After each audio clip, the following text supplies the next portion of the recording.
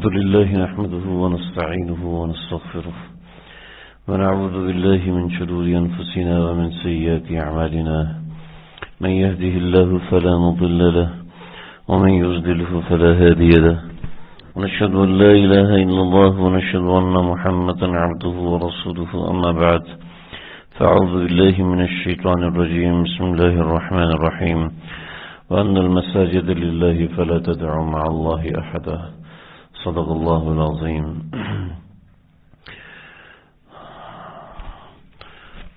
عمومی طور پر میری عادت نہیں ہے کہ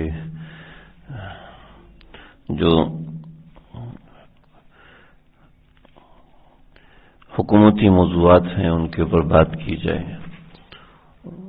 حکومتی اقدامات کے اوپر مثبت یا منفی ہمارے بزرگوں کا مزاج نہیں ہے. ہم اس موضوع پہ بات نہیں کرتے. اہل سیاست اپنا کام کریں اور ہم جو مسجد سے بندھے ہوئے ہیں ہم اس سے متعلق بات کریں. لیکن بہت سی چیزیں ایسی ہوتی ہیں جہاں عوامی رہنمائی کے لیے ایسی بات کرنا ہماری ذمہ داری بنتی ہے. لہذا ابھی جو ہماری کراچی میں سب سے بڑا مسئلہ چل رہا ہے مدینہ مسجد کے حوالے سے حکومتی اقدامات عدالتی فیصلے کیا ہیں، میں اس پہ بات نہیں کروں گا. میں آپ حضرات کے سامنے صرف شرعی حکم جو شریعت نے حکم دیا ہے اس کے حوالے سے کچھ ضروری وضاحت پیش کروں گا تاکہ یہ بات ذہن میں رہے کہ شریعت کا مسئلہ کیا ہے، آگے کون اس پہ عمل کرتا ہے کون اس پہ عمل نہیں کرتا یہ ایک الگ چیز ہے. کیا اقدامات ہیں یہ ایک الگ معاملات ہیں، کرنا کیا چاہیے یہ الگ چیز ہے. نظریاتی طور پہ ہمیں کیا سوچنا ہے، نظریاتی طور پہ ہمارے اشکالات کا کیا جواب ہے. کیونکہ اس وقت دنیا کے سب سے بڑے 5 میڈیا ہیں اور سارے کے سارے میڈیاز یہودیوں کے ہاتھ میں. ہم جو واٹس ایپ استعمال کرتے ہیں فیس بک استعمال کرتے ہیں وہ بھی یہودیوں کا استعمال شدہ ہے، وہ بھی یہودیوں نے ہمارے ہاتھ میں دیا ہے اور عیسائیوں کا دیا ہوا ہے. ہمارے اپنے انجینئر ہمارے اپنے سائنسدان ان کو زیادہ پیسے ملتے ہیں باہر چلے جاتے ہیں. ہمارے اپنے ملک کے لیے اپنے وطن کے لیے اپنے مسلمانوں کے لیے کوئی ایسا قدم نہیں ہے جس کے اوپر کوئی ایسا پلیٹ فارم نہیں ہے جس کے اوپر ہم کچھ کر سکیں. جو چھوٹی موٹی چیزیں ہیں جو کام کیے جا رہے ہیں وہ اس حد تک نہیں ہے جو ہمارا دشمن استعمال کر رہا ہے. صلاح الدین ایوبی کی ٹیکنالوجی کو دیکھ کر عیسائی اپنی ٹیکنالوجی بناتے تھے. آج ہم امریکن ٹیکنالوجیز کو دیکھ کر اپنی ٹیکنالوجی نقل کرنے کی کوشش کرتے ہیں. ہمارے پاس عقل نہیں ہے، ان کے پاس بھی عقل ہے نا. اور ان کو ٹیکنالوجی کون بنا کے دے رہے ہیں؟ ان کا دیکھیں ناسا کے سائنٹسٹ کے اندر اکثر پاکستانی ہندوستانی بنگلہ دیشی کتنے ہیں ان کے اپنے. ہمارے کالجوں اسکولوں کے اندر بانج تعلیم تو نہیں ہو رہی، بہت اچھی تعلیم ہو رہی، لیکن اس کا مصرف ہمارے ہاں یہ ہوتا ہے کہ جو چھکا مار دے وہ ہمارا ہیرو ہے، اور جس نے ایٹم بم بنایا ہے اس کے بارے میں کوئی پتہ ہی نہیں وہ کب آ رہا ہے اور کب جا رہا ہے اور کب اس کا انتقال ہو رہا ہے. تو ہماری اور یہ ممبروں کا بھی قصور ہے، یہ ہمارا قصور ہے، ہماری اہل مسجد اہل مدارس کا بھی قصور ہے. میں اس کا پورا اعتراف کرتا ہوں اور یہ میں اعتراف نہیں کر رہا، یہ سید ابو الحسن ندوی رحمۃ اللہ علیہ جن کو کوئی عالم دین اور کوئی مسجد کا امام انکار نہیں کر سکتا، چاہے وہ بریلوی ہو چاہے اہل حدیث ہو چاہے دیوبندی ہو چاہے کسی مسلک کا ہو، انکار نہیں کر سکتا. سید ابو الحسن ندوی رحمۃ اللہ علیہ کا جو قلم جہاں چلا ہے ہر کوئی اس سے فائدہ اٹھاتا ہے کیونکہ ان کا قلم تاریخ پہ چلا ہے. ان کا قلم تاریخی حقائق اور جو گراؤنڈ ریئلٹی ہے اس کو انہوں نے بہت واضح طور پہ بتایا. تو ابو الحسن ندوی رحمۃ اللہ علیہ ان کو کوئی بھی انکار نہیں کرتا. حضرت نے فرمایا کہ تیسری صدی ہجری کے بعد یعنی چوتھی صدی ہجری کے بعد مسلمانوں کے اندر مضبوط سیاست قائم نہیں ہو سکی، مضبوط سمجھدار مستحکم سیاست تیسری صدی ہجری کے بعد قائم نہیں ہو سکی کہ مسلمان سیاسی میدان میں بہت جگہوں پہ مارے کھاتے رہے. جہاں کہیں کامیاب ہوئے تو صلاح الدین ایوبی، نور الدین زنگی، یعنی پوری تاریخ کے اندر کوئی ایسے لوگ ہیں جن کو ہم انگلی پہ گن سکتے، اورنگزیب عالمگیر، بس یعنی اتنے لوگ ہیں. ورنہ انگریز کیسے آئے؟ شاہ جہاں کو گھما کے آیا، اس کا علاج کیا اور علاج کر کے کس طریقے سے سیاست انہوں نے استعمال کی. تو تو اور آپ صلی اللہ علیہ وسلم کی زندگی پوری سیاست میں گزری ہے، یاد رکھیے گا۔ آپ علیہ الصلوۃ والسلام نے زندگی میں اپنی جگہ پر کسی کو نہیں بٹھایا، یعنی اپنی انگوٹھی کسی کو نہیں دی کہ تم میری جگہ سٹیمپ لگا دو، کسی کو نہیں دی۔ آپ صلی اللہ علیہ وسلم کا انتقال ہو چکا ہے، کتنا بڑا صدمہ ہے، اگر اس کو ابھی میں بیان کروں تو میں بھی شاید چپ نہ رہ سکوں اور آپ بھی چپ نہ رہ سکیں، اور شاید بچے بھی چپ نہ رہ سکیں، سب روئیں گے۔ آپ صلی اللہ علیہ وسلم کا انتقال اتنا بڑا سانحہ ہے، لیکن وہ لوگ جو کہ آپ کا خون نیچے گرنے نہیں دیتے، جو آپ کا پیشاب مبارک نیچے نہیں گرنے دیتے، جو آپ کا لعاب دہن تھوک مبارک نیچے نہیں گرنے دیتے، وہ کیا کر رہے ہیں؟ وہ لوگ مسجد نبوی کے شافہت دروازے کے سامنے آج بھی وہ حدیقہ، وہ باغ موجود ہے، حدیقہ بنو سعدہ، یہ موجود ہے، اس کے اندر جمع ہیں اور صدیق اکبر کے ہاتھ پہ بیعت کر رہے ہیں، مسلمانوں کا خلیفہ متعین کر رہے ہیں، جبکہ آپ علیہ الصلوۃ والسلام کا جسد اطہر گھر میں رکھا ہوا ہے۔ جی ہاں، حضرت علی رضی اللہ عنہ، حضرت عباس رضی اللہ عنہ اپنی جگہ پر ہیں کہ کسی طریقے سے حکومت کو مستحکم کیا جائے۔ انصار سقیقہ بنی سعدہ میں خود مستحکم ہونے کی کوشش کر رہے ہیں، سیدنا ابوبکر وہاں پر گئے، وہاں پر جا کے انہوں نے کام کیا، وہاں جا کے بات کی، آپ صلی اللہ علیہ وسلم کا جسد اطہر گھر میں موجود ہے۔ تو آپ بتائیے کہ یہ کوئی معمولی بات نہیں ہے۔ تو حضرت ابو الحسن ندوی رحمۃ اللہ علیہ نے فرمایا کہ بات یہ ہے کہ 3 صدی ہجری کے بعد ہمارے ممبر اور مساجد کے اندر صرف عبادات کی بات کی جاتی ہے، صرف ذکر اللہ کی بات کی جاتی ہے، چنانچہ صوفیہ پیدا ہوئے، نیک لوگ پیدا ہوئے، لیکن مضبوط سیاستدان پیدا نہیں ہوئے۔ تو اس میں میں یہ سمجھتا ہوں کہ ظاہر بات ہے میں کوئی اکیلا کوئی اتنا وہ تو نہیں، اور نہ ہم لوگ ہمارے پاس کوئی ایسا پلیٹ فارم ہے کہ ہم اس کے اوپر ایسی بات کر سکیں، لیکن ایک جو صحیح موقف ہے اس موقف کو میں ضرور عرض کرنا چاہتا ہوں، جہاں تک ہماری رسائی ہے۔ اگر 10 بندے بھی سننے والے ہیں، اگر 20 اور 100 بھی سننے والے ہیں، تو ہم ان کو موقف بتائیں کہ شرعی موقف یہ ہے، اس لیے کہ ہمارے دین نے ہر چیز کی رہنمائی ہمیں کی ہے۔ ہم لاوارث نہیں ہے کہ ہمیں پتہ نہیں کہ ہمیں کس موضوع پر، کس موقع پر، کس طرح کیا سوچنا ہے اور کیا کرنا ہے۔ من رأى منکرا، جو کوئی برائی کو دیکھے، فلیغیرہ بیدی، تو اس کو تبدیل کرے اپنے ہاتھ کے ساتھ، نہیں تبدیل کر سکتا تو زبان کے ساتھ، اگر نہیں تبدیل کر سکتا تو اپنے دل کے اندر اس کو برا جانے۔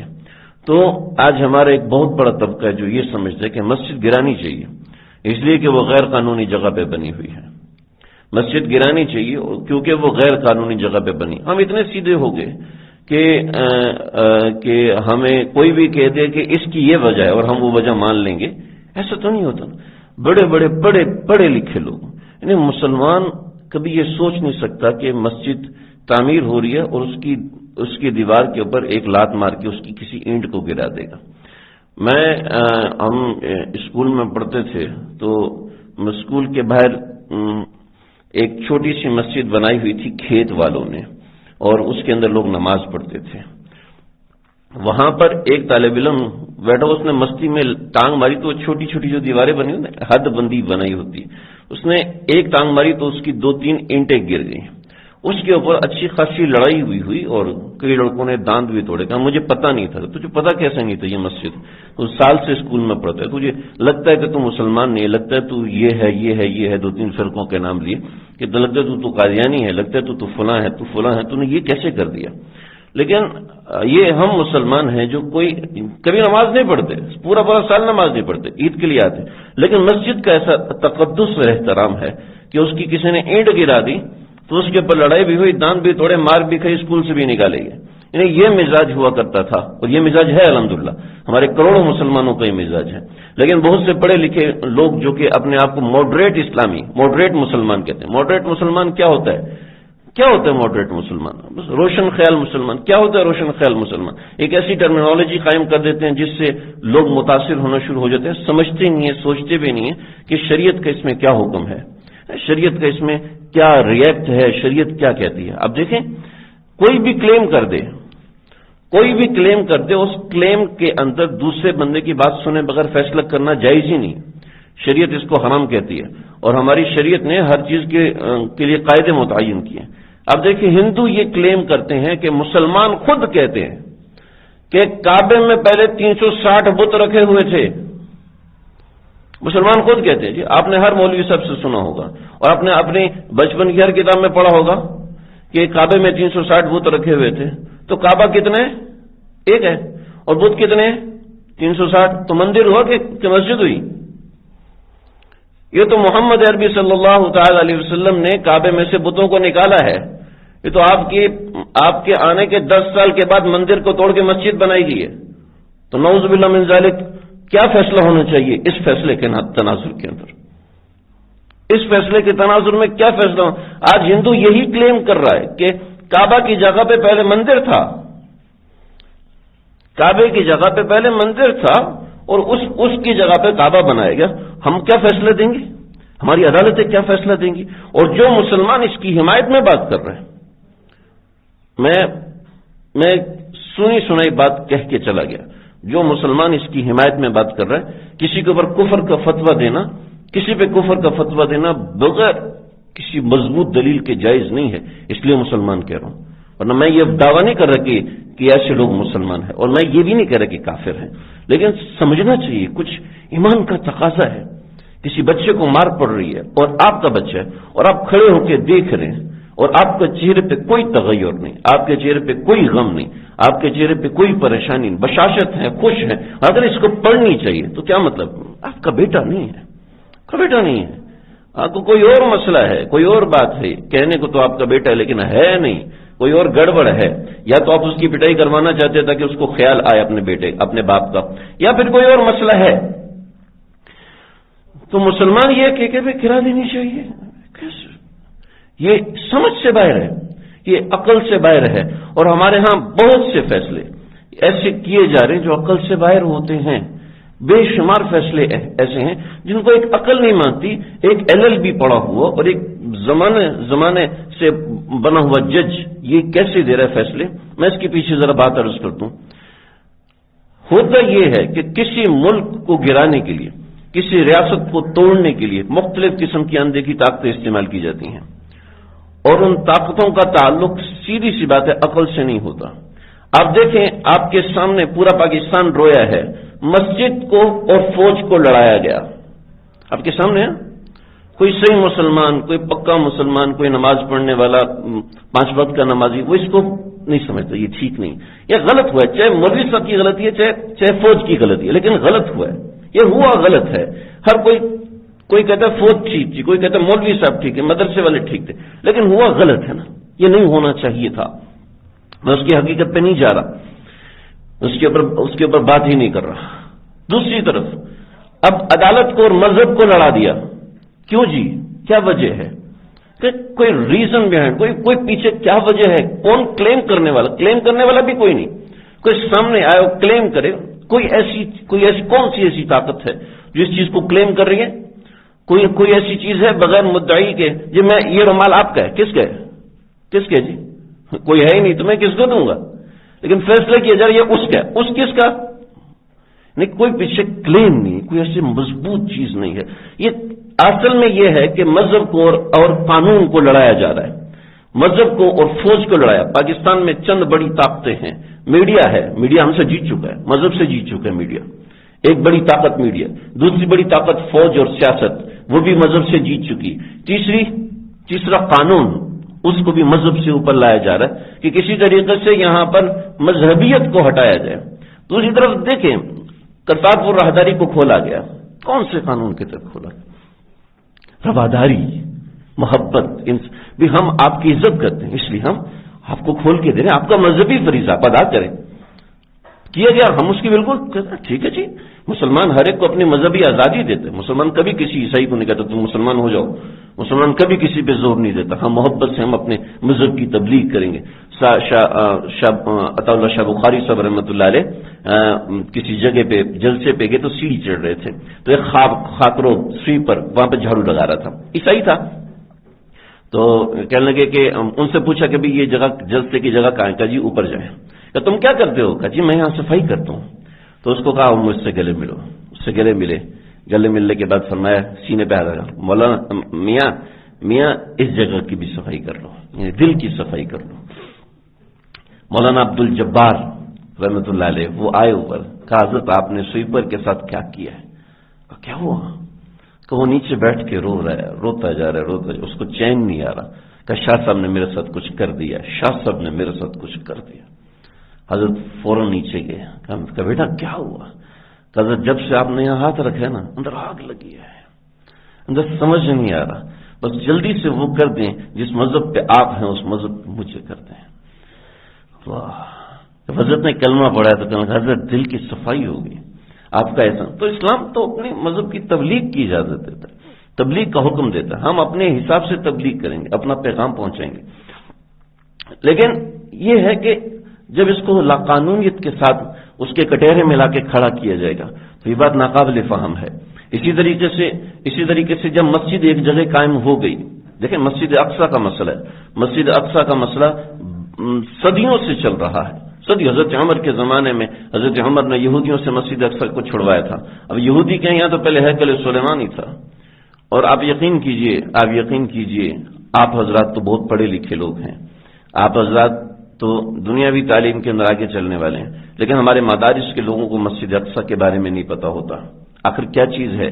ہمیں مسجد اقصی کہاں ہے، ہیکل سلیمانی کہاں ہے، جو قبۃ الصخرہ جو آپ کو پیلے رنگ کا گولڈن رنگ کا گنبد دکھایا جاتا ہے وہ کیا ہے، مسجد اقصی کے کتنے سیکشنز ہیں، مسجد اقصی یعنی ہمارا قبلہ اول ہے، ہمیں اس کے بارے میں نہیں پتا ہوتا۔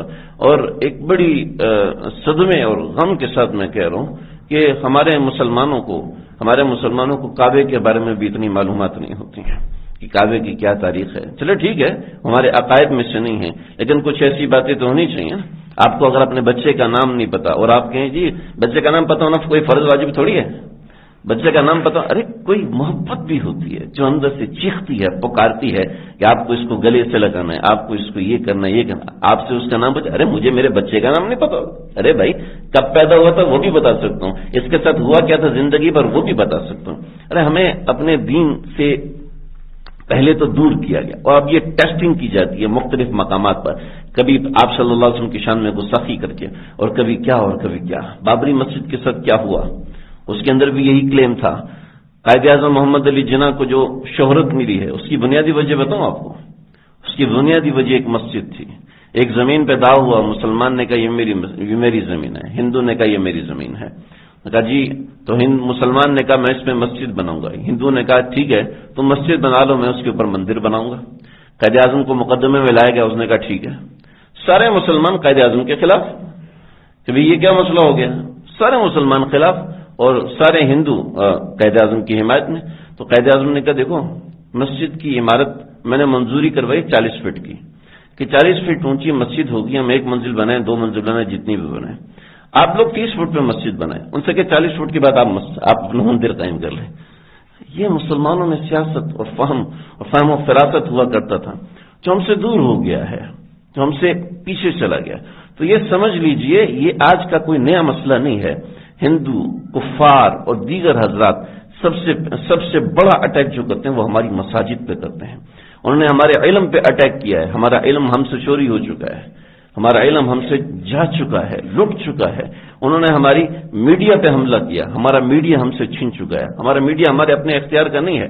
آپ دیکھیں جتنے بھی چینلز پاکستان کے جو ٹاپ کے اوپر چلنے والے چینلز ہیں، ہر ایک کے اندر کیا ہوتا ہے، کبھی سالی اپنے بہنوئی کی محبت میں مبتلا ہے، کبھی دیور کی محبت میں بھابھی مبتلا ہے، اور کبھی اس طرح کی باتیں، اور یہی سیریلز چل رہی ہیں، اور یہی سیریلز ہماری بچیاں دیکھتی ہیں، یہی سیریلز بڑے شوق سے ڈسکشن ہوتی ہے سنڈے کے اوپر، اور یہی سیریلز سنڈے میگزینز میں چلتی ہیں، اور یہی سب کچھ ہوتا ہے۔ ہم سے یہ صرف چھین لیا، اور آخر کار ہمارے پاس ایک مدارس اور مساجد کی متاع بچی تھی، ایک چھوٹا سا سامان بچا تھا، اور اس کا بھی تقدس اس طریقے سے پامال کیا جا رہا ہے کہ یہ تو غیر قانونی ہے، تو ایسے ہے، اور یہ اس طریقے سے اس طریقے سے، یعنی ایک طریقے سے آپ ایک شریف انسان ہیں، میں اور آپ ایک شریف معاشرے میں رہتے ہیں، اگر ہم میں سے کسی کے گھر میں صرف پولیس آ جائے، وین کھڑی ہو جائے، پولیس انسپیکٹر اندر سے اترے، گھر کے اندر چلا جائے اور واپس آ جائے، ہم سارے محلے والے اس کے گھر پہ جائیں گے، ابھی کیا ہوا، کیا مسئلہ ہے، کوئی پریشانی ہے، کوئی تکلیف ہے،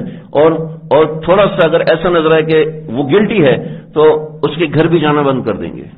مساجد کو، مدارس کو اسی نظر پہ لایا جا رہا ہے، اسی نظریے پہ لایا جا رہا ہے کہ یہاں پہ کوئی گڑبڑ ہے، تو لہذا شریف لوگ اس سے دوری دیں، جو اچھے لوگ ہیں اس سے پیچھے رہیں۔ تو ایسا نہ سوچیں، مساجد ہمارے قلعے ہیں جب تک مساجد مدارس قائم ہیں، یاد رکھیے گا ہمارا دین اسلام ویسا کا ویسا قائم رہے گا.